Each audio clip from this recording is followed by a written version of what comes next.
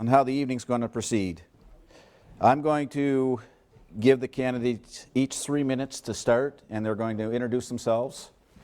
And then I have some questions that I'm going to ask them, and each candidate will have 2 minutes to respond to those. And probably around 7:45, we will go and take questions from the floor. And you'll be asked to come up here, and you can ask one of the candidates a question, and they will respond. And then we'll end the evening by giving each of the candidates 2 minutes to give us their campaign speech. All right.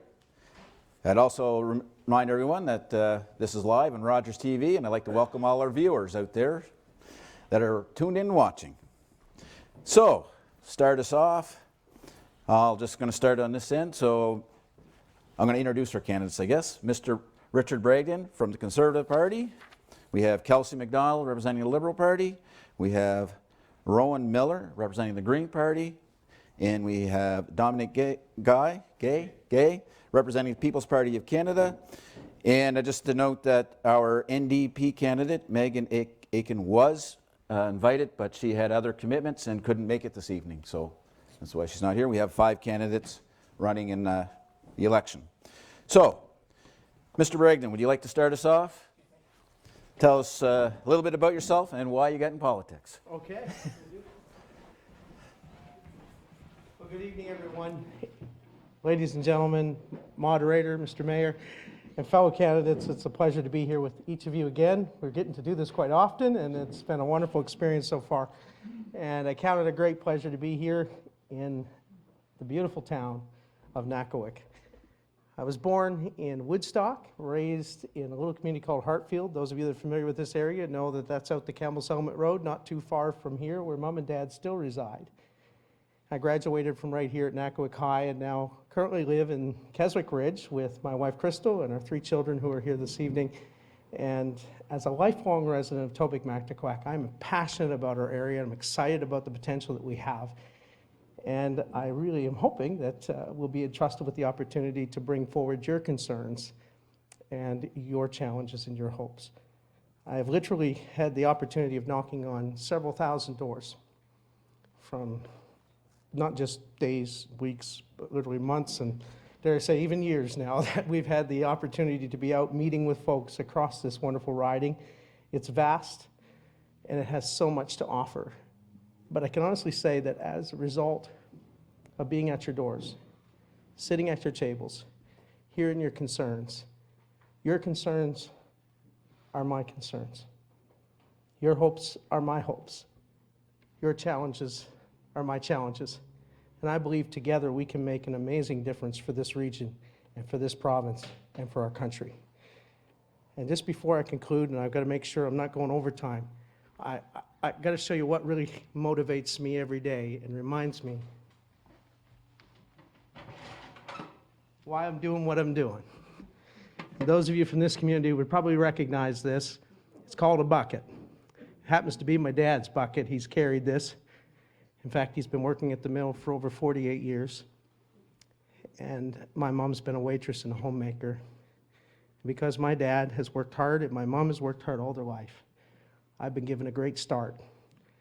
And if I'm fortunate enough to represent this area, I will never forget those who carry the buckets, wait on our tables, work in the fields, and care for and raise their families. You folks need a voice. You deserve a voice. Rural New Brunswick needs a voice. And Tobique-Mactaquac's concerns to Ottawa with me. Thank you, Mr. Bragdon. Ms. MacDonald?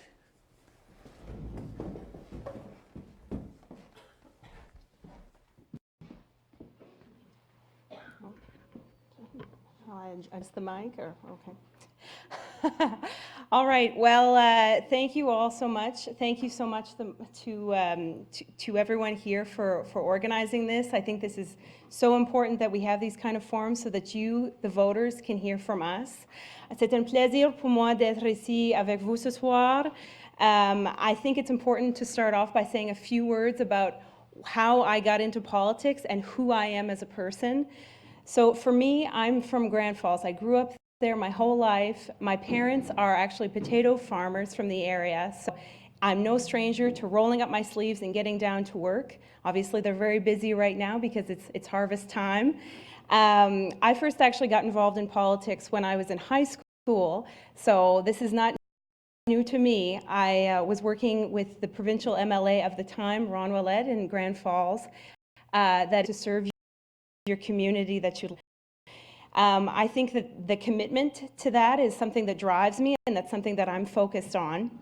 I have real government experience because I've spent all of my adult life working in politics. I have started off at the provincial level, serving here in New Brunswick, and most recently I've actually worked for Canada's Minister for Rural Economic Development. So I understand the issues, and I've been very proud to be working on things like ensuring that rural communities get access to broadband internet, which is key to the economic development and the continued vibrancy of areas like Tobique-Mactaquac. I understand the issues and I'm ready to hit the ground running. I'm also fluently bilingual, which is tremendously helpful, and I think that's key to serving your constituents well. I am very much looking forward to tonight's discussions, and I think that you're going to see that the person who you end up voting for, I hope is someone who is a clear representative of your values, your issues, and the things that motivate you, because at the end of the day, that is the essential part of being a good member of Parliament. I'll leave it at that because I want to be mindful of the time, but I'm very anxious to get into the debates tonight, and we'll go from there. Thank you.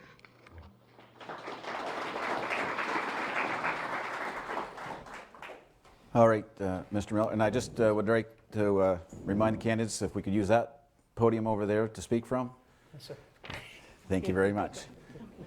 Mr. Miller, you're up.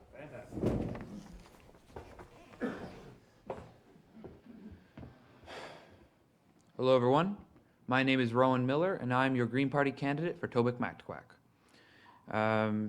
My family has been long from New Brunswick. I come from, I think, 7 or 8 new generations of New Brunswickers, depending on the line you're following. And we've always fought hard. We are a people that have always been on the margins of Canada, you might say, but we have done a lot for it. We have an incredible province here. This is an incredible riding. And we have an amazing variety of industries, forestry, agriculture. We have great potentials to give to Canada, tourism, diversify our products, what we can give to the rest of the country. That's why I'm here. I'm here for the future. I'm here so that we can build a future for our children, a future for our grandchildren.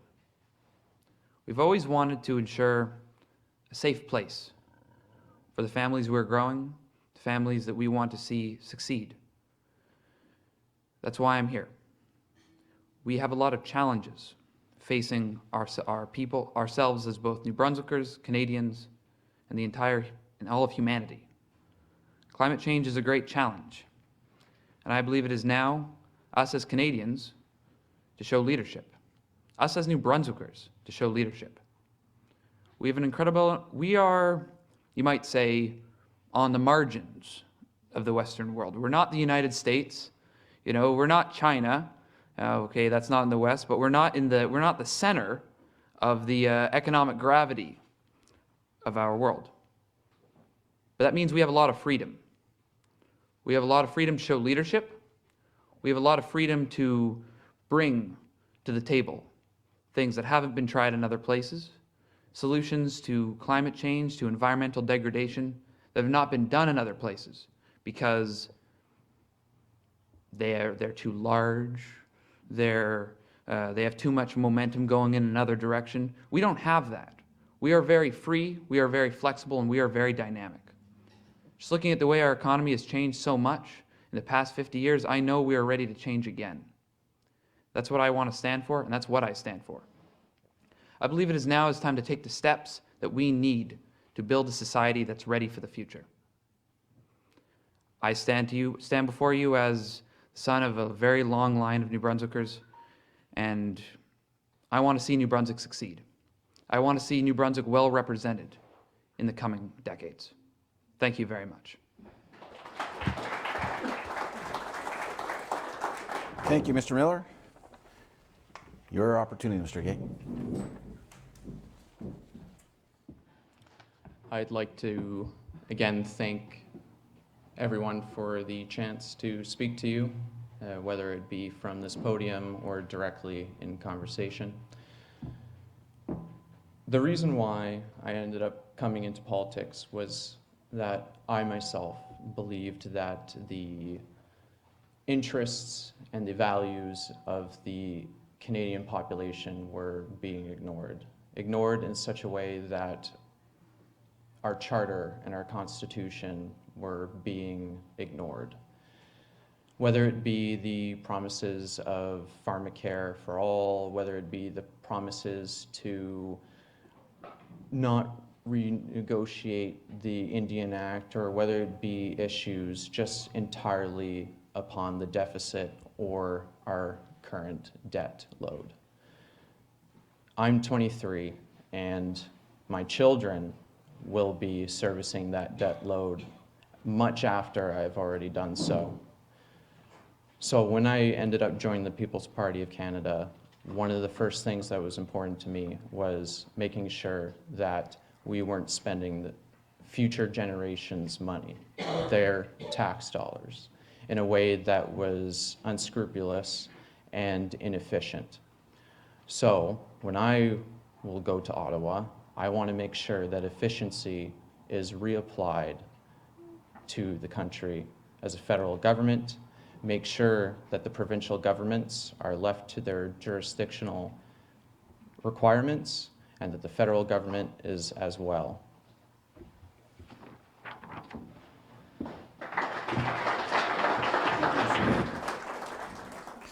So at this time, I'm going to ask, I have some questions here that have been predetermined that the candidates have all had a chance to look over. So I'm going to start with this one. There has been a lot of discussion regarding the environment, and in particular climate change. How would you describe the climate issue, and is it an emergency for Canadians right now? And I'm going to ask Ms. McDonald to start off.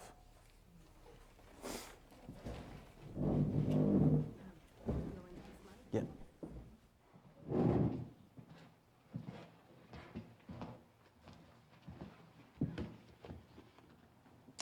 So to begin, I think you had a couple of points to your question. To begin, yes, unequivocally, there's no question that there is a climate emergency. We are in a situation right now where we need to seriously look at changing our habits and the ways that we're impacting the environment.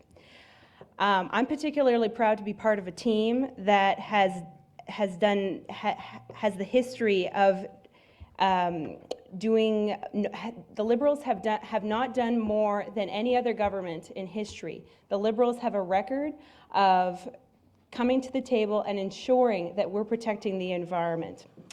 Now, Canadians have said, I mean, in conversations that I've had at the door with people, and I've actually heard this in conversations across the country, that they want a plan that is practical and ambitious, and we've got to act now. We don't have a choice. I actually was at an elementary school today, and all of the students' questions were actually about the environment. It's really inspiring to see that the younger generation is worried and is focused on that issue. It's critically important. In the last 4 years, I'm really proud that I'm part of the team that has done quite a bit, and it's a plan that's proven and it's working to ensure things like ensuring that we're phasing out coal power, that we are moving towards the zero net emissions by, thank you, by 2030, and we have done things like ensuring that there's a ban on single-use plastics and things like microbeads, which is obviously, we've seen the effects of that impacting our environments, our waterways, and we need to ensure that we're acting quickly. The plan that I'm discussing, not only is there evidence of it working, we know that because we have already reached 3/4 of the way to our Paris Agreement targets, which are critically important, and thank you. Thank you, Mr. Donald. Mr. Miller, you're up next.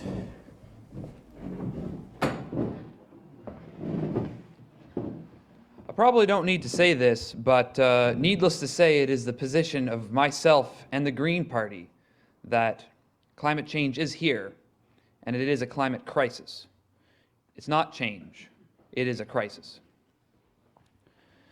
Effects are all around us already. We can see in more extreme seasons, we can see in drier seasons, or seasons that are both intensely dry and then followed by massively wet. It's already happening, and this is only the beginning. We have a future to plan for, a future that will affect, this election isn't about the next 5 years, it's about the next 50. We need to be concerned about that. We need to have plans in place. Our horizon should look decades in the future to the kind of world that we are leaving behind for not just people my age, but the people who haven't as yet been born yet. People who are very small today, the kids who are in elementary school today. So what do we need and what can we do here in Tobique-Mactaquac? Well, I have heard it said many times that, what can Canada do? We're only a small percentage, it's thrown around 1% to 2% or whatever of global emissions. But that doesn't mean we can't show leadership. That doesn't mean we can't do our part. And we need to do our part, and we can. Now, we need solutions that work for us, and we need to make it accessible for everyone. So what I stand for in terms of reducing emissions is making it accessible for everyone to afford solar, to afford renewable, to afford wind power. Those things can be done. Sure, they cost a lot, but what we're about is giving money to communities so that they can do that. And that money can then be used to develop jobs, develop opportunities right here in our communities. Money for retrofits, money for renewables. That's what it takes, and we can do it. We've already seen what happens in communities that do. Generates a vast amount of wealth. I want to see that wealth right here in Tobique-Mactaquac. Thank you. Thank you, Mr. Miller. Mr. Gay?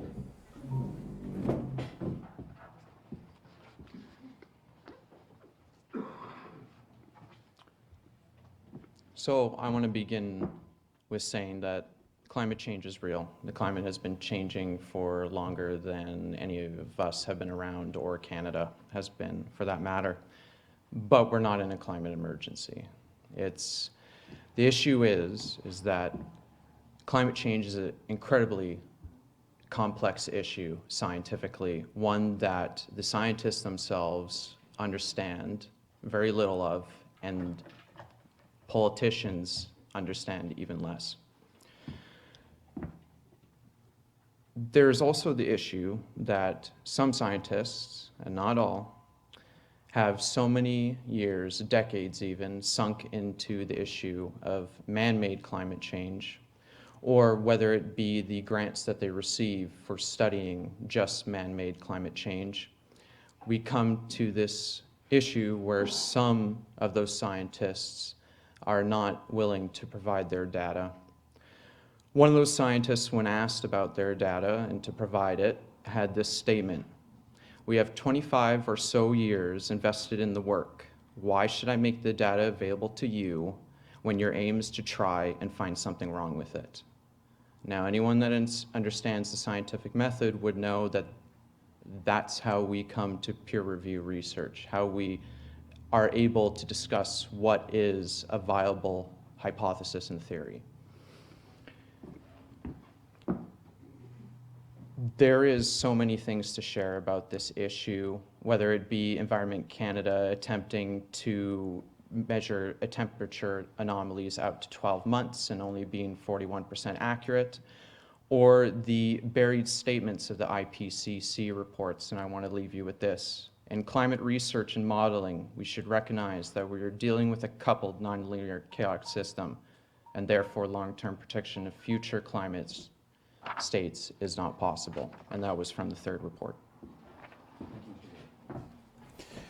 Mr. Barrington, your turn.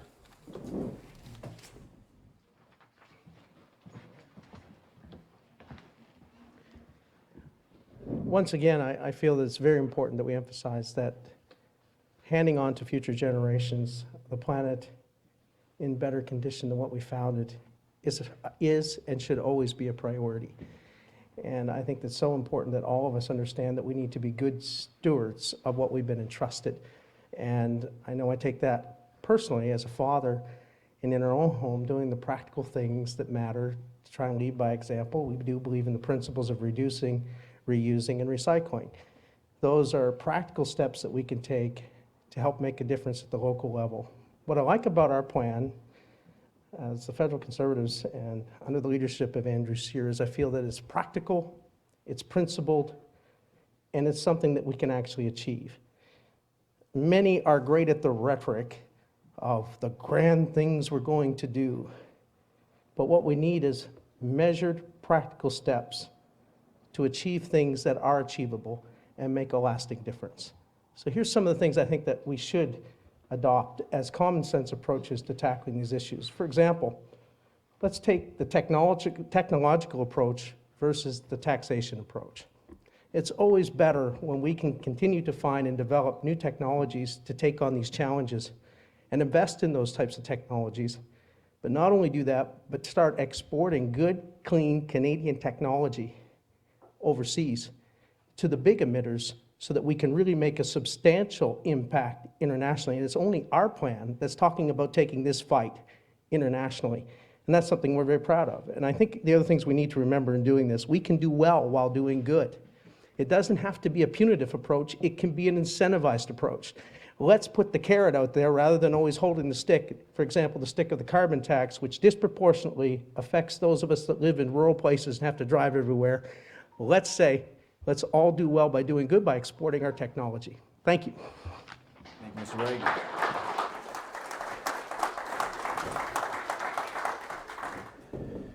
All right, our next question. Across the country, there seems to be a lot of emphasis on the success of cities and urban areas. We all know that Tobique-Mactaquac is a rural riding. How would you respond to this lack of attention to our rural needs, and how would you address that? Now I'm going to ask Mr. Miller to speak first.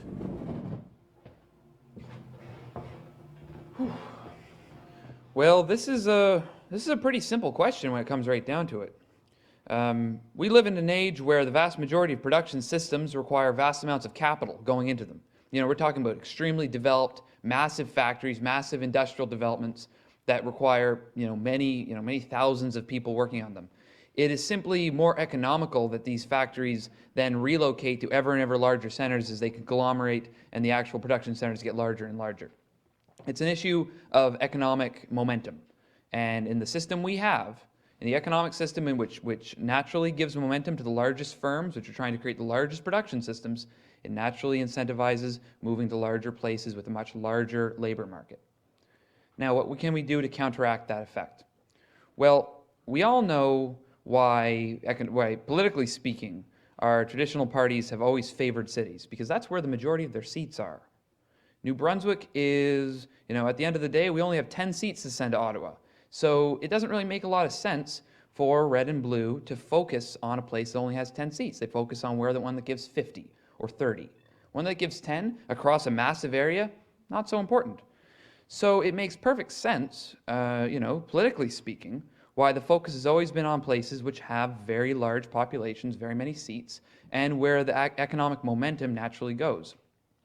What we need is better representation for the rural areas, representation that isn't tied to the interests of larger cities by dint of having the same party represent both. It's invariable which place they're representing. We need to have economic policies which counteract the innate momentum of our economy in sending those production centers to the largest areas. We need to have incentives to bring the production back here, to bring cottage industries on a smaller scale, and not just cottage, but also just decentralized production, smaller mills. We need to have a tax structure which benefits that. And the only way you're going to have a tax structure like that is by having MPs that actively represent those rural regions. Thank you. Thank you, Mr. Miller. Mr. Gay.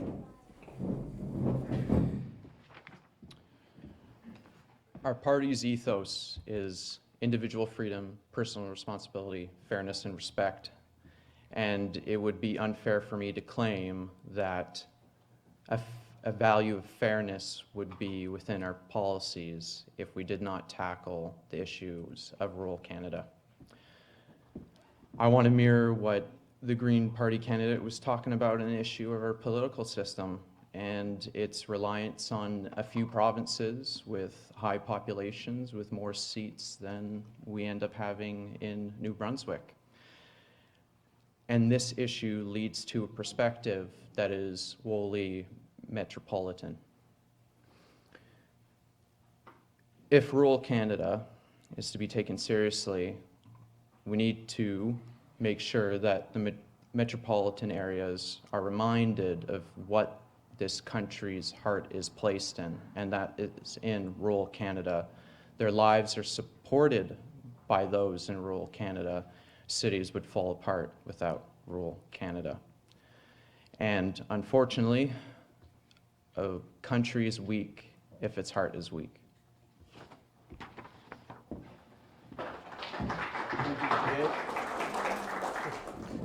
Mr. Bragdon. This is an issue about which I'm very passionate, because after having been at the doors, literally thousands of doors in this riding, this is one of the concerns that keeps coming up over and over again, is the distance that seems to be between the decisions being made in Ottawa and those of us who live in rural Canada and rural New Brunswick. It's our areas, our rural communities that literally grow our food. We develop our natural resources, we manufacture our goods, and we, in large part, transport our goods to other places. We need a strong voice that understands that and will carry those concerns forward. And I will say this, I'm very appreciative of the fact that Leader Scheer, every time he's been to our region, our riding in particular, 5 times, and every time he's come, he's always asked, Richard, what are the priorities of Tobique-Mactaquac and the people where you live? What are you hearing at the doors? I like having a leader who listens, and we need a leader who's in tune with average Canadians and rural Canadians, and I'm glad to be offering up under the leadership of Andrew Scheer. And we need that kind of leadership in the Prime Minister's office right now to make sure rural Canada has a voice and that voice is heard.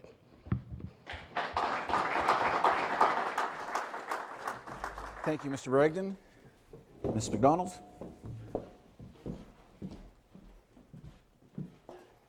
Well, I couldn't agree more with the question here tonight. You really can't have a one-size-fits-all. We have a really unique situation in rural Canada, and most people don't actually realize that 30% of our GDP in this country actually comes from the rural economy. We can't forget something like that. And we can't have decisions that are made in the mindset of an urban setting. It's got to be something that's a uniquely rural approach.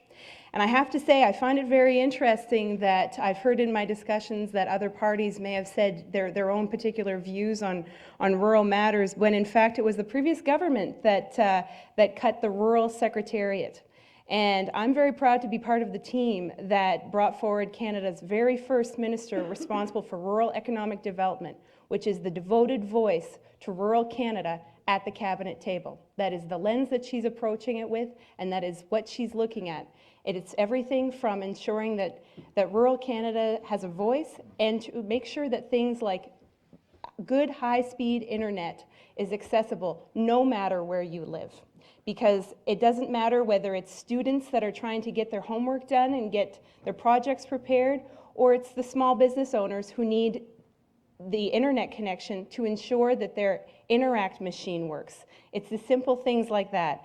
And we need to make sure that there's an approach that works for our big, beautiful riding in the best way possible. And I'm ready to step forward, and once elected, I will be your voice to ensure that that voice and that approach is brought forward to Ottawa. Thank you, Ms. McDonald. All right. Next question. I guess we've mentioned small business and whatnot. What changes for small business would you initiate or support that would make it easier for business to operate and succeed? Mr. Gay?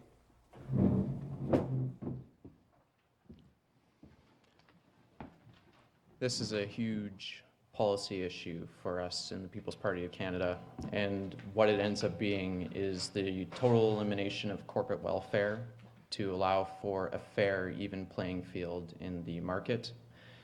In response to that, and the money that would be saved and not providing at the lowest $5 billion, the highest I've seen $14 billion in corporate welfare from Ottawa alone, is a tax rate of 10% for the corporate level.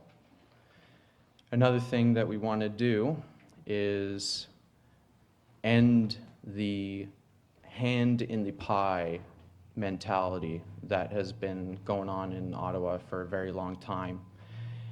Some examples of that issue is in Newfoundland, the $600,000 that they wasted on Tim Hortons inside their healthcare establishments.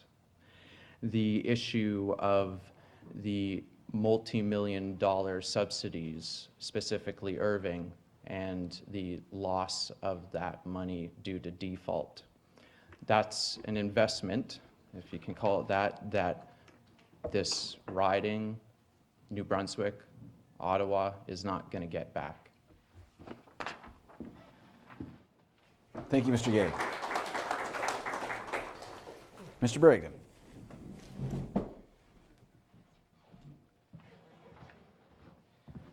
When it comes to small businesses are the backbone of the Canadian economy. That is clear. Over 80% of those employed in Canada are employed by small businesses. And we need a government that recognizes the value that small businesses add to our communities, to our province, and to our country. And one thing's for sure, we should never, ever refer to small business owners as tax cheats, as has recently been done by the current Prime Minister. They should be treated with respect, and with the risk that they take and observe, they need to be rewarded for that risk. And we need to do what we can to allow small businesses to grow, to thrive, and prosper by reducing the tax and regulatory burdens that are on them, so that they can come and prosper and want to set up businesses right here in New Brunswick and across the country, and therefore grow our economy. We believe it's important that business and small business look at Canada and say, that's where we want to be, that's where we want to start, so we can continue to attract many people into our rural communities, because they say, wow, there's opportunities there. And if I go there and we're treated with respect, and I've got an opportunity to build my business and start again, and we want to ensure as well that there is a direct ear to the Prime Minister, a direct line to the Prime Minister's ear. And when Prime Minister Andrew Scheer is in place, we want to make sure that there is someone there representing our interest on that behalf. And that means we have a Minister of ACOA that is from Atlantic Canada, not from Ontario. And we're going to make sure that happens.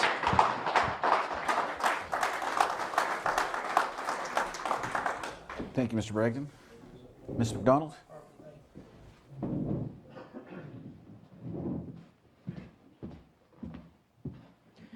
You know, I have to say I take umbrage with some of the statements made here tonight, because I can't see a world where that the Liberals weren't looking after and haven't been focused on small businesses.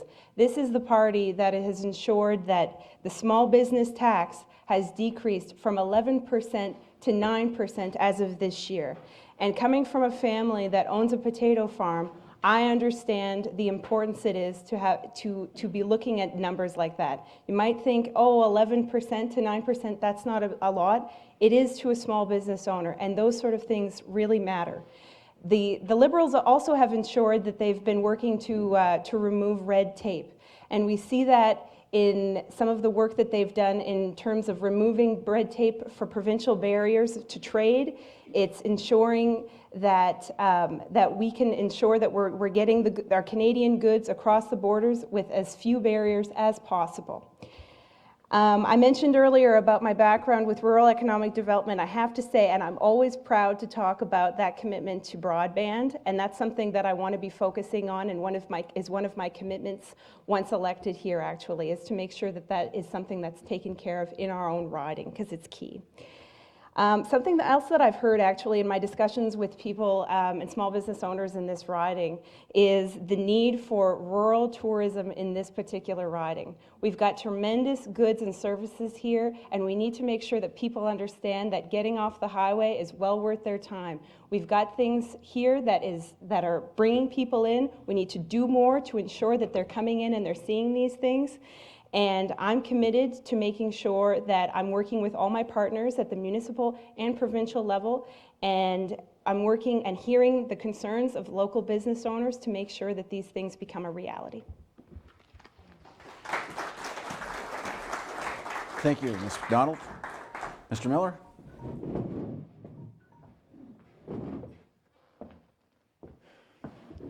So first, right off the bat, I'd like to say that small businesses don't look at New Brunswick, or they don't look at Canada and they go, this is a place I want to do business in, because small businesses are owned and operated by people who already live here. It's about people who live here who want to open up shop and want to follow their dreams and provide a service to their communities which isn't there, and they want to fill it. They want to make their community better. They want to give a sense of security to themselves and to their families.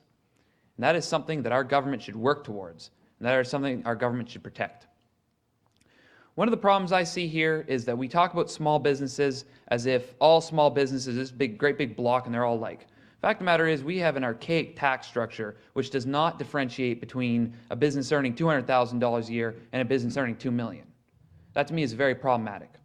We need a tax structure which understands how difficult it is to get a business started. Too many are open and closed within the first 2 years of their existence. That's a problem. It's a problem that the government should work towards. It's a problem the government should tackle. The government needs to be a proactive partner in helping people, helping community members start businesses. And in the context of reducing emissions and becoming sustainable, we need to provide loans to small businesses, not millions and millions to, your wallboard factories, but rather 10,000, 20,000, 30,000 for communities right here, for small businesses right here. After you put in that money, you save a tremendous amount in heating, electricity, everything, what have you. But that money needs to be there. And your local small bake shop doesn't have the capital for it. The Greens stand for giving that capital to your local businesses, to your local stores, so that we can all afford the retrofits and investments that will allow us to become transition affordably to sustainability. Thank you. Thank you, Mr. Miller. I'm going to ask one more question, and we're going to take questions from the floor. So, my next question is, of all the issues being discussed during this campaign, what is the one that you think is the most important or you're most excited to address, and what is your position? Mr. Bragdon?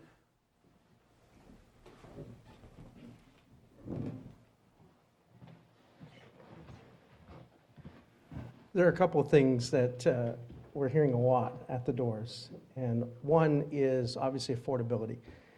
The cost of living keeps going higher and higher, and I'm hearing this a lot, especially from our seniors, and yet the income is staying about the same, and we need to address the affordability issues for all Canadians and young families.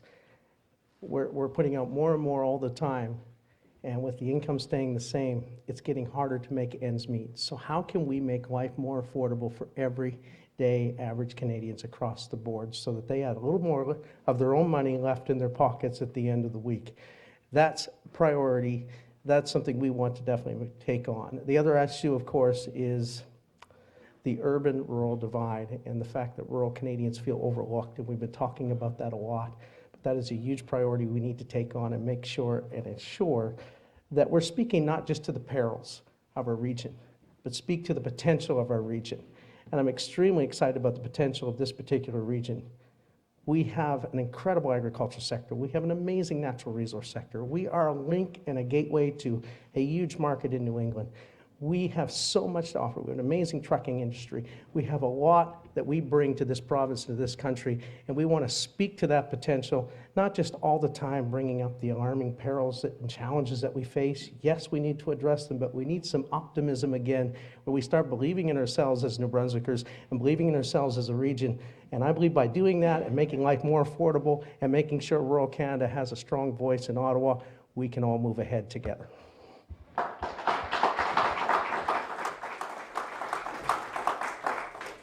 Thank you, Mr. Bragdon. Ms. McDonald?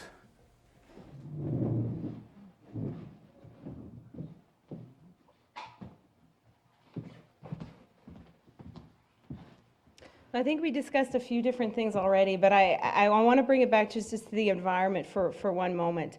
There's a lot of different, I've heard a lot of different issues at the door already, but something that's really important to me is the the issue of the effects that we're seeing of climate change in this area. You can't, in my opinion, in this day and age, there's no way you can possibly deny that climate change exists. You just have to look in our own backyard and see areas where flooding every year has gotten consistently worse and worse and worse, which is why I'm very proud to be part of the team that has introduced the Flood Mitigation and Adaptation Fund, which is specifically put forward to ensure that communities can prepare for climate change through with the most resilient infrastructure available to them. In fact, was a commitment of an additional $1 billion in funding to this program in the Liberal platform, which I think is tremendously important. I know that there's been some frustration because in the provincial government recently, unfortunately, last year cut their portion of the participation in this. Last year to ensure that the money was getting to areas like Perth Andover who were requiring this, and which really disappoints me, I have to say. But I am telling you today that I am committed, once elected as your member of parliament, to being a strong voice in Ottawa and to ensure that these issues are brought to the table, and I am committed to defending those. Thank you.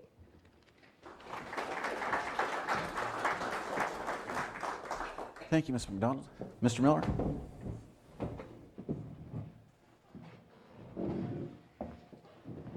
It would be impossible for me to say any single one thing that has inspired me to run or that I entirely focus my attentions on. Because fact of the matter is, there are so many things that need to be fixed. I am running because I know we are not doing enough for future generations, both across the world, but right here in New Brunswick. I am running to make New Brunswick a place people move to and not move away from. For decades now, we have seen an exodus of our youth from this province, and we need to fix that. We need to make a dramatic break from the policies that we have been following so far that has led us to the point where we are so economically dependent upon the rest of the country. I am running because climate change terrifies me and terrifies so many members of my generation. But it is a challenge and it is an opportunity. It is an opportunity to bring renewable energy and clean technology to our community. It is an opportunity to make our community stable and safe and secure and prosperous for the coming generations. I am doing this to clean up our environment. I am doing this to stop the use of glyphosate in forestry, which is poisoning our waters and preventing so many people from enjoying the vast natural beauty and natural resources that we have to offer. I am doing this to improve our forestry policy so we no longer have to suffer massive clear cuts, which have led to the kind of erosion and massive runoff, which leads to the kind of flooding we've seen in recent years. I'm here to protect and expand unions, which have been under assault for the past 40 years. So much so that my generation cannot even imagine coming out of high school and having a job that lets them buy a home and raise a family. I'm doing it to broaden the prospects and give a secure future to the coming generation and a secure future for New Brunswick. Thank you. Thank you, Mr. Miller. Mr. Gay?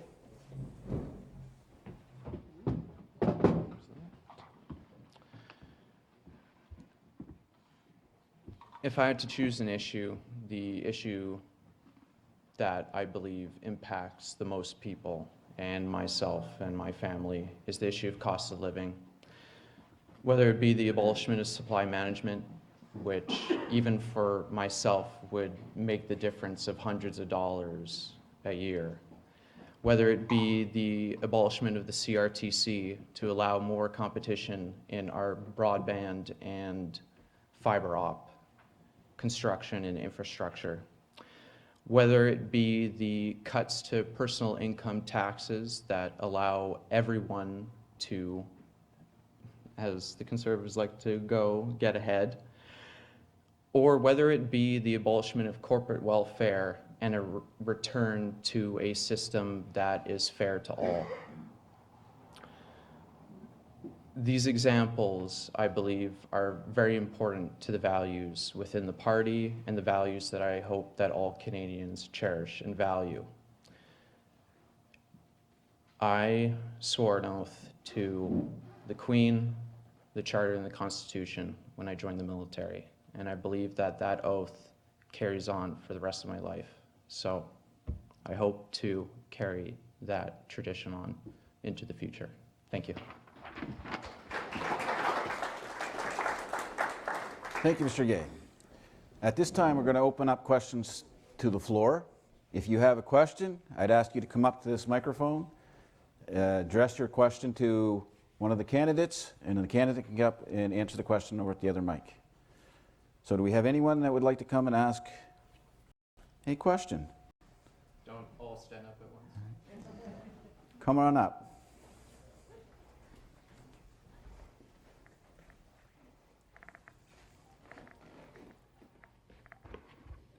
Good evening, ladies and gentlemen. Sorry about the throat. I have cancer in the throat, so I got a question. The present government spends billions of dollars to all the countries in the world, but when the veterans asked for money, they couldn't afford it. A young lady who lost her leg, a veteran, asked for an artificial foot or leg, and they said no. Now, what would you people do if you're elected for the veterans? For myself and the veterans.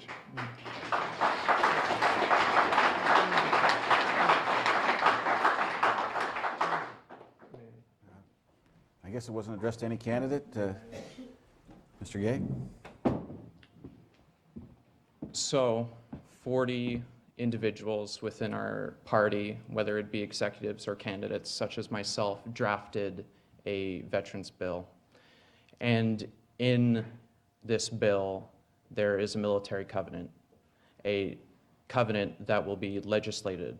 So it won't be just an empty promise, it will be a bill that will be signed into law, making it lawfully required for us to keep our, frankly, requirement to support military veterans. I'm lucky.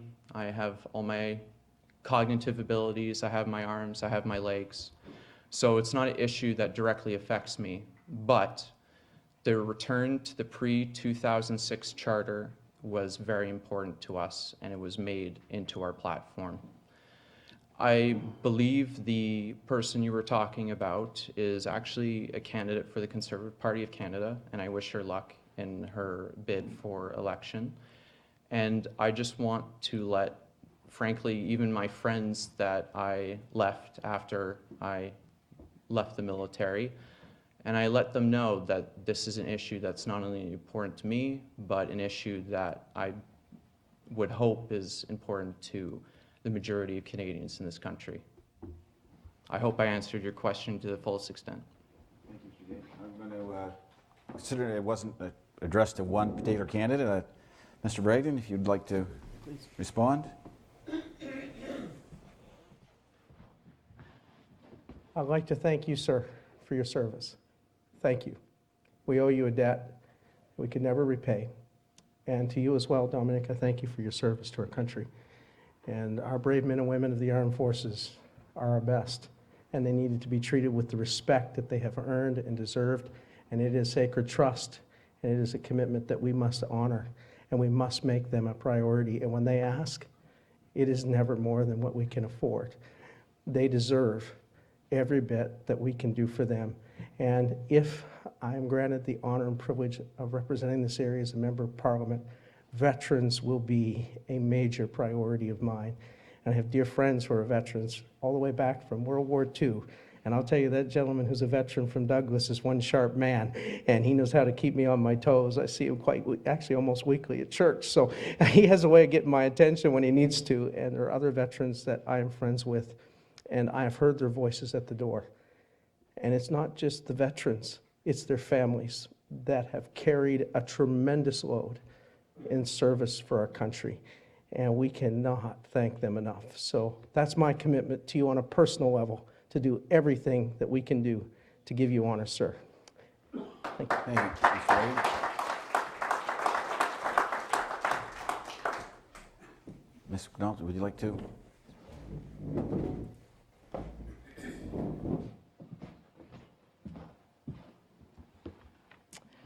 I too want to thank you for your service, and thank you so much for the question. I think that the issue of veterans is extremely important.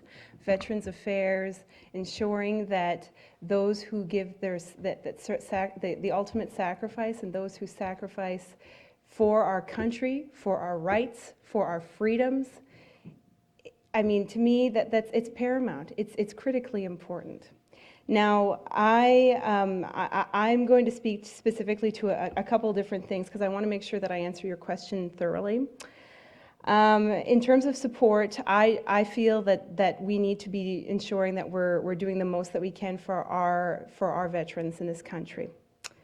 I'm particularly proud that the Liberals fulfilled their promise in the last campaign to ensure that the service offices across the country that had been closed by the previous government were reopened to assist to effectively get the services that they require when they need it in the regions where they need it. I know that there's been different funding issues there's been different funding that's gone from the federal level to better assist veterans who are coming home from wherever they were in the world, to ensure that they have the services they need in terms of those who are unfortunately suffering from PTSD, and also to best take care of their families. Because it's not just those who are serving. We need to ensure that we're protecting and taking good care of their families as well, because that's really important to me. And if I am successful and become your MP, it's critically important that I'm accessible to you so that you can come in and have these discussions with me. And I will be bringing your concerns to Ottawa and work my hardest to ensure that I'm representing you well. Thank you. Mr. Miller?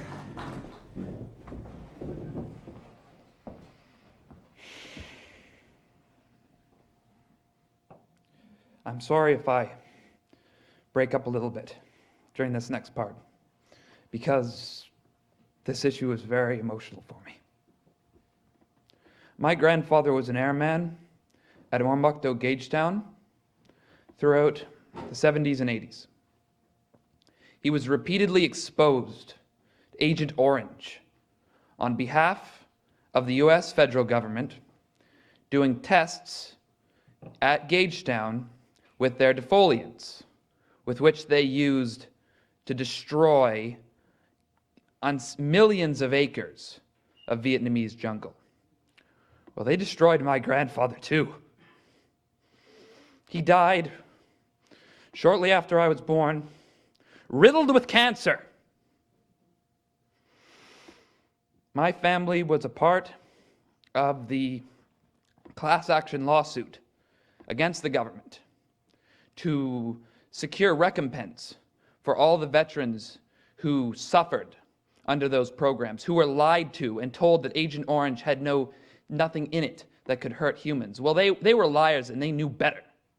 It contained dioxin. It was an active ingredient in the mixture, and they didn't care.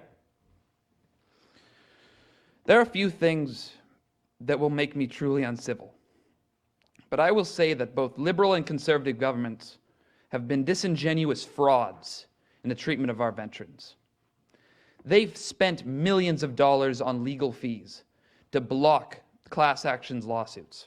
And in the end, my grandfather was just a couple months outside of the very limited period by which they admitted wrongdoing. So he got nothing. Or rather, his family got nothing because he was long dead. He died too young.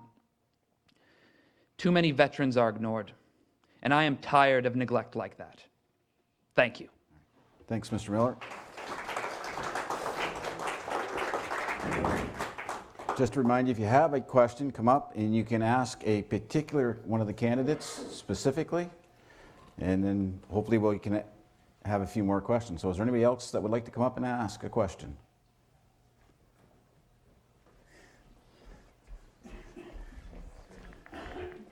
You know, I will never refuse an offer like that. I'd like to ask a question about another invisible sector, the nonprofit sector. Here we are in the Lions Club. Rural communities are built on volunteers. Sometimes we don't even know which meeting we're at because we're the same people on 4 or 5 different committees.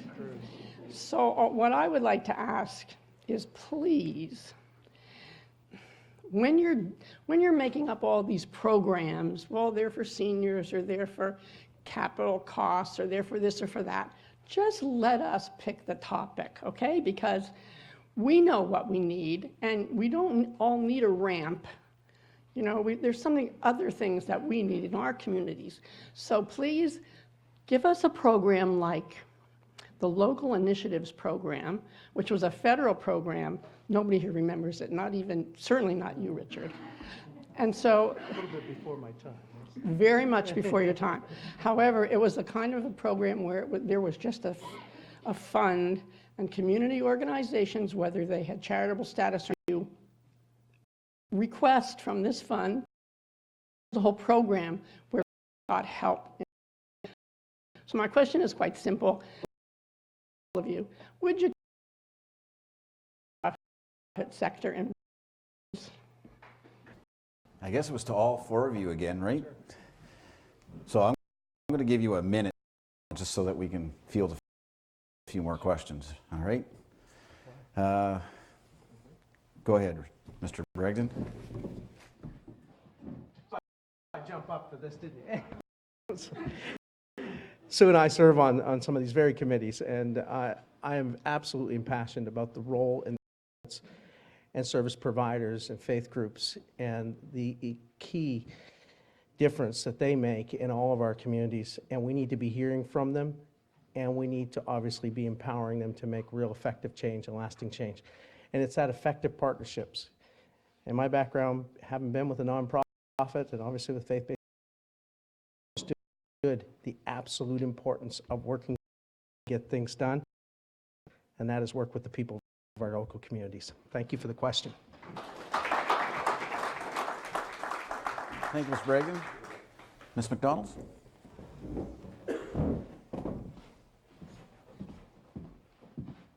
Thank you very much for the question. I too have to say, I mean, it's the volunteers are often the unsung heroes in a lot of smaller areas, in particular, rural communities like ours. It covers a variety of different reasons of volunteering. People are coming into different organizations, whether faith-based or others, and often in the case. But I think I've said this before, but I am committed, and I've said this at different forums as well, I am completely committed to ensuring that I am your voice in Ottawa, and I'm listening to the issues, obviously, that you're bringing forward. I know that oftentimes the folks on the ground have a sense of what's going on and what their needs are, and then they can feed into that. So that's really important to me, that I'm hearing those things, and I can bring that to Ottawa to help make decisions easier here and go from there. Thank you. Thank you, Ms. McDonald. Mr. Miller?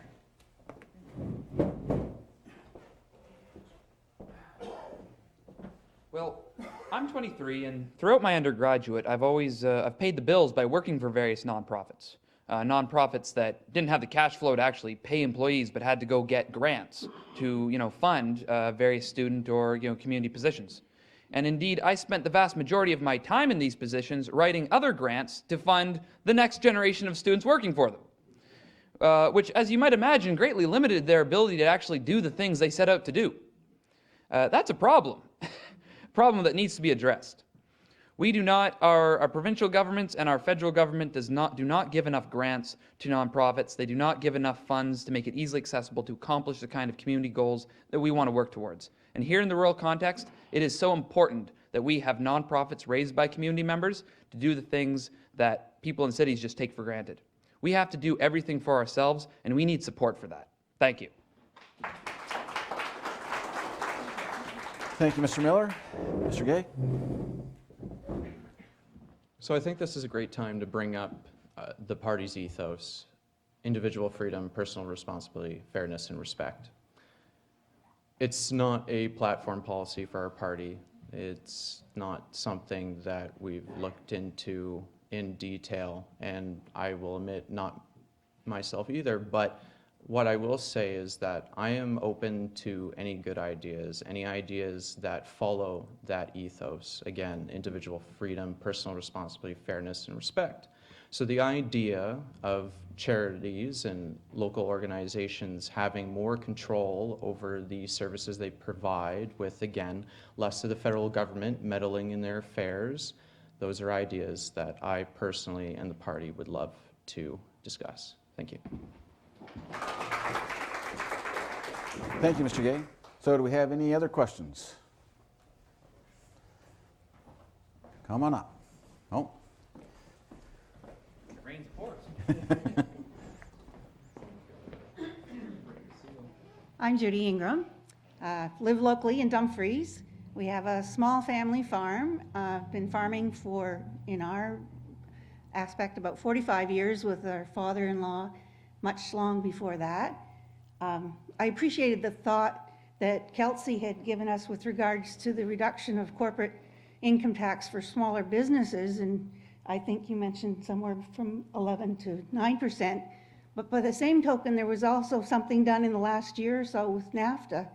In terms of dairy farmers, we're about 129 farms across New Brunswick. We're competing with US, where oftentimes a farm could be 3,000 cows. We're milking much smaller numbers. But yet, the NAFTA agreement has hurt us in that we're going to end up with a reduction of our income of about 13% going forward. And I'm wondering how you can kind of equalize the reduction in small business and the actual loss of our income.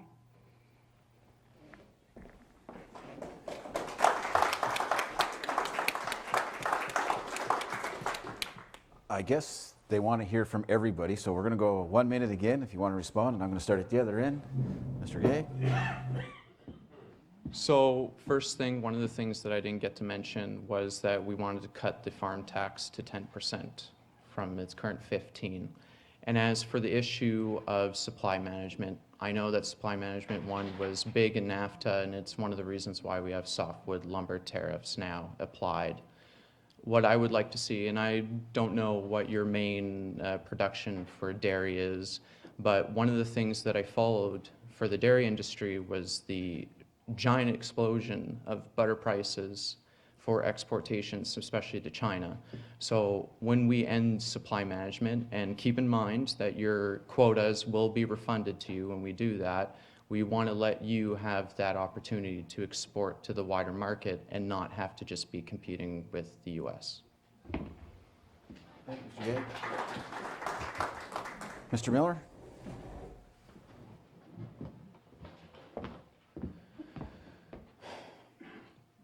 Let me make this absolutely clear. The Green Party is opposed to NAFTA and is opposed to any attempts to damage or endanger our system of dairy supply management. It is an absolutely essential program to maintain good prices for small producers. There is a reason why your average herd in the United States is several times the size of your average herd in Canada, because they have no protections for small dairy producers, for family farms. They leave their family farms at the mercy of the market, and then you have massive amounts of capital coming in from other industries just to create massive agribusinesses that completely wipe out the rural character and completely wipe out the ability of our towns to continue to be viable places for people to live and work in. The Green Party stands for opposing any attempts through international trade agreements such as NAFTA to endanger the well-being of our dairy farmers, and stands for the maintenance of small family farms with small herds. That is the best kind of dairy we can get, and we benefit as Canadians from it. Thank you. Thank you, Mr. Miller. Ms. McDonald?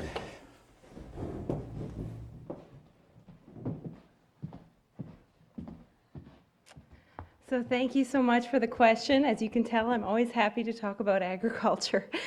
So just to get started, I mean, I understand the importance of supply management, and actually offline, I'm happy to talk to you. I'd love to talk to you about your farm. In terms of NAFTA, I'm very proud of the deal that they were able to reach. I know that other parties were insisting on capitulating with the United States, and I'm really proud that Minister Freeland did not. We've got a good deal. And in terms of your question specifically, I would love to know more about your farm and how it works with the taxes for you to be able to answer it a bit more in detail. But I'm very happy to hear that, and I'm glad to meet another farmer. Thank you. Thank you, Ms. McDonald. Mr. Bragdon. Thank you, Judy, for the question. And one of the things that has meant so much to me, having the opportunity to travel throughout the riding, is to meet with several dairy farmers and other farmers, our ag producers and poultry producers. And I want to assure you I am a big believer in the supply management system and understand its importance to our local region and to our economy, and so is our leader, very much committed to supply management, protecting that and making sure that our farmers have protection and a strong voice at the table in any negotiations. And if there's ever to be any kind of negotiations, we must ensure that, unlike this last time, the Minister of Agriculture is at that table and in direct consultation as well. Thank you. Thank you, Mr. Bragdon. I think I had a lady from the back. Come on up.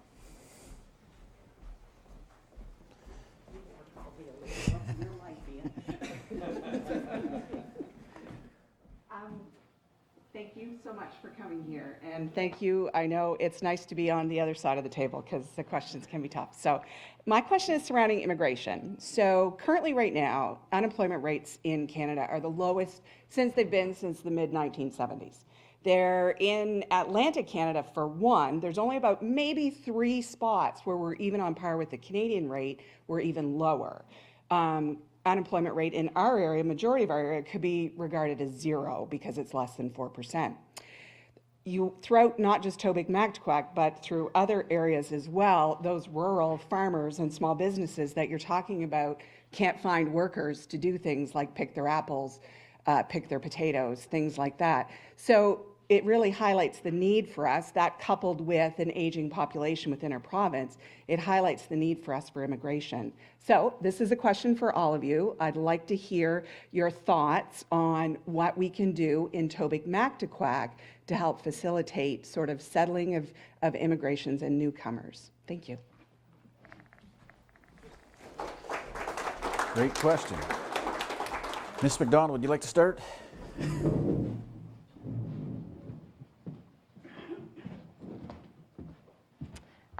Thank you so much for the question. I'm always happy to discuss immigration. We actually discussed this in one of our panels earlier this week, and I was happy to discuss it because a few days ago there was a CBC article stating that the immigration numbers in this province were up by 16,000 citizens, and I, for one, know that it is due in no small part to the huge success of the Atlantic immigration strategy, the Atlantic immigration pilot, that was brought forward in the last 4 years. It's attracting skilled workers here to the region, and we know that in Atlantic Canada, New Brunswick in particular, we've got an aging workforce, and this is a huge part of the solution to ensure that we're getting people, good skilled employees in here to fill those jobs. Thank you. Thank you, Ms. McDonald. Mr. Miller?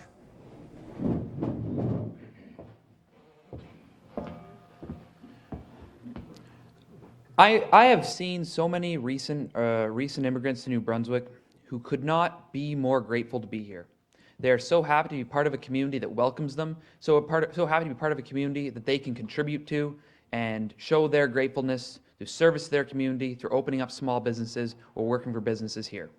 The problem here is that we have a system which leaves too many immigrants who want to give to Canada, want to build their lives here. They're too long in the lurch. They're too long waiting on their papers, waiting on this and that. We need a more efficient system to bring immigrants here effectively, responsibly, methodically, and carefully, so that we have people where we need people, and that we can give folks coming from many times very crisis-ridden countries a chance to give to a community and contribute to a community that they are able to build a future in, build a life in. It needs to be efficient, it needs to be responsible, and it needs to be compassionate. Not just compassionate to the immigrants, but also compassionate to our own communities who so desperately need workers. Thank you. Thank you, Mr. Miller. Mr. Bragdon? Mr. Gay? You can go ahead.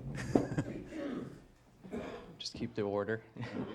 So one of the things that we were looking at is the issue of vetting, as loosely alluded to by the Green Party candidate. Currently, we have a huge backlog, and the backlog has been affecting people local to the community, especially further off in the Taymouth area. We want to provide more funding to CSIS, more funding to immigration officers and the RCMP so they can help vet these immigrants. And one of the ways that we can look towards reducing that backlog is by overall reducing our immigration while increasing the economic immigrants that we take in. So what we're looking at is between 100,000 and 150,000 immigrants per year. It was something that a lot of Canadians were asking for. 46% of Canadians want lower immigration. We're the only party that's providing that to them. Thank you, Mr. Gay. Mr. Bragdon? So we are a nation that has been founded upon immigrants, and so many immigrants are offering so much to our communities and to our province. What we need is a responsible approach to immigration because there are backlog issues, and we cannot have an immigration policy that's formed by tweet, where you say, oh yeah, come one, come all, no problem. Because if you have an immigration system that has no concrete plan or measures to implement properly, it's not fair to those trying to immigrate here, nor those who stood in line to come here lawfully. And I've spoke with them at the doors in our very riding. They've immigrated here and they're frustrated because of, under the current government, they feel like there's not a priority on those who've been standing in line trying to come here, and we need an emphasis on economic immigration, and I believe that's a powerful combination for this country going forward. Thank you, Mr. Bragdon. All right, I know we sort of on a time budget, so at this time I would allow the candidates 2 minutes just to give some final thoughts to everyone. Mr. Gay, would you like to start?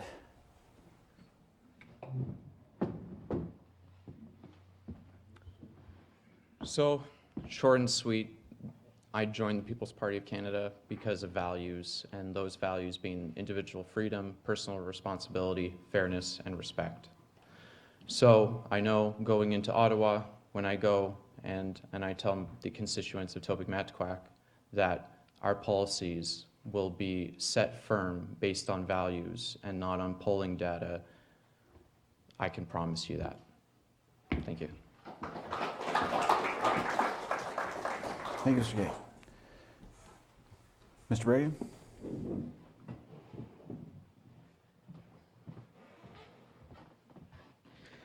Once again, ladies and gentlemen, it's been a true pleasure to be here with you. Thank you, Mayor Kitchen, for facilitating, and fellow candidates for having the courage to put your name on the ballot. It's been a pleasure so far in this campaign working with you as we all want to serve our communities. In conclusion, I would just simply like to leave you with this thought. I heard this illustration one time and it impacted me greatly, and it was that there was a young man who was commissioned to go and share a message with the community. And the one who was sending him and commissioning him said, I want you to go to that community and I want you to sit there for 7 days and don't open your mouth. I want you to hear their stories, listen to what they got to say, hear what their challenges are, and make sure that you understand first who you're speaking to before you open your mouth and start to speak. And the commitment I want to make to the residents of Tobique-Mactaquac, and I believe my record speaks to this, is that I have taken the time to listen before I speak. I've sat at your tables. I've visited your homes. I've knocked on literally thousands of doors. I've stood in your fields. I've been with you on your tractor. I have sat at your tables and even sipped your tea and probably ate too many cookies.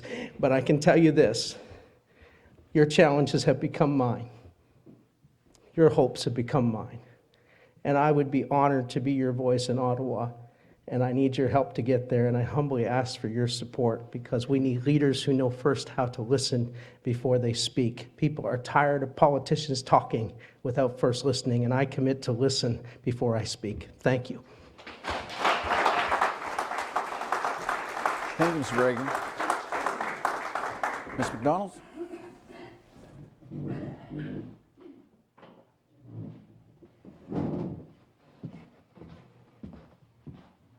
So I want to start by thank you so much for tuning in tonight and those here with us for our live audience. And certainly thank you to Mr. Mayor for moderating. I'm committed, what I'm bringing to the table is a commitment to ensure that I'm a partner with you, with my municipal and provincial counterparts. And a good example of that actually is some of the meetings that I've been having with some of the municipal leaders lately. I had one recently in Mactaquac, and there was a great discussion around the Mactaquac waterfront project. And I have committed, once elected, to be an absolute partner in this and to ensure its success. I know that it's critically important and it's a great example of an economic driver for this area. I'm committed to working hard to be your strong voice in Ottawa. I've got a lot of political experience. I have an understanding of the issues here, and I think that listening is key, and I'm committed to doing that to work for you in Ottawa. Thank you very much. Thank you, Ms. McDonald. Mr. Miller?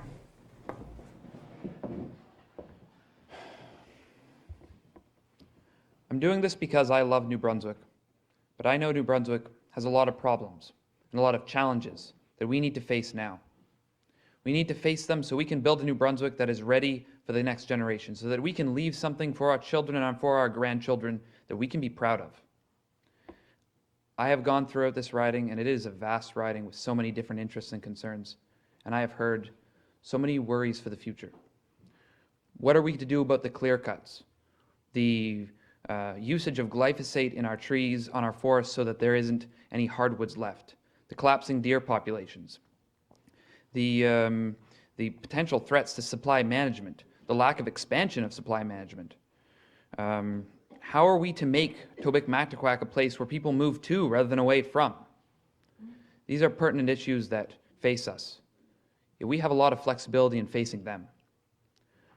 I am here because I want to change the paradigm we've been operating under. I'm here because I want to play hardball with the Irvings so that we no longer live in a province that is so bereft of resources that we close hospitals and remove the right to decent health care for our rural communities under the name of cutting costs. I'm here because I want to reverse that trend of decline that so many people have spoken to. I'm here because I want to see New Brunswick flourish and prosper.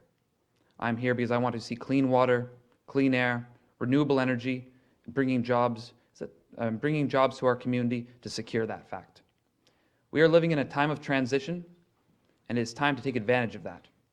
It is time to bring clean energy to our communities, bring those jobs, bring retrofitting, bring renewables. It will bring incredible wealth, just as it has done in Aroostook County over in Maine. They have done very well for themselves, and I know we can do very well for ourselves here. We can build forests. Thank you. Thank you very much. I appreciate your time. Thank you, Mr. Miller. All right, at this time, that's the end of our formal part of the evening. I would just like to thank the candidates, Mr. Bragdon, Ms. McDonald, Mr. Miller, and Mr. Gay, for putting your name forth in federal election and to representing us in Tobique-Mactaquac. I know it's a big challenge and it's a big commitment, and I thank you for that, for doing that for us. I'd like to thank everyone for coming out tonight. I'd like to thank Rogers TV for being here. I'm sure the candidates will probably stick around for a few minutes if you have any questions. I'd like to thank the Mactaquac Lions Club for hosting this, and I encourage everyone to get out on October the 21st and vote for the best person to represent you. Thank you. Thank you very much.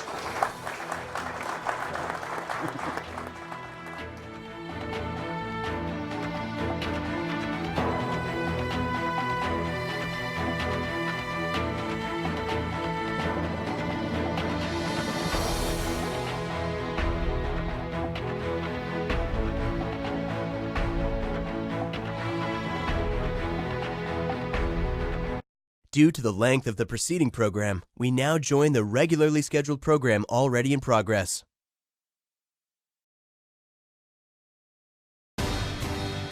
Do I need to be worried? Well, my guys are veterans. They'll hang in there. No! Hey, watch it, buddy. Where do we go?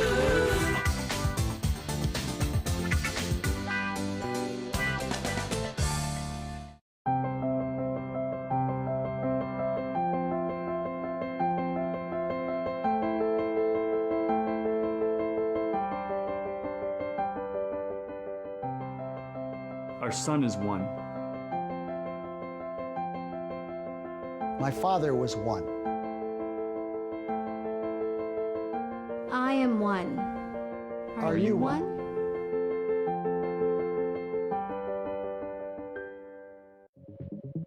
More than half of tips reported through the Crime Stoppers program are now reported online. Information about unsolved crimes, local advisories, and how to report tips anonymously can be found at www.crimenb.ca.